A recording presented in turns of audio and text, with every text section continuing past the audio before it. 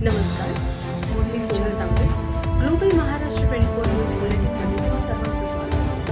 पाहूया आजच्या ठळक घडामोडी.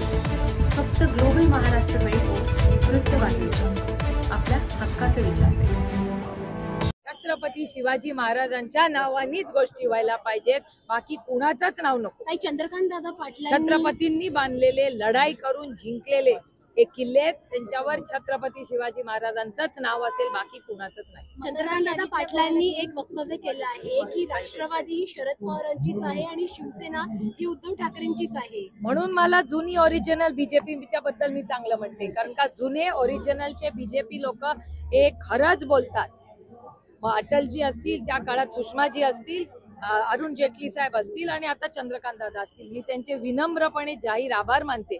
म्हणून माझा सगळा डेटा काढून बघा. दरवेळीच मी जेव्हा भारतीय जनता पक्षाबद्दल बोलते तेव्हा मी नेहमी म्हणते की ओरिजिनल भारतीय जनता पक्ष, जरूर आमच्याशी टोकाचे मतभेद आहे, पण जी ओरिजिनल भारतीय जनता पक्षाची टीम आहे ती सुसंस्कृतच आहे.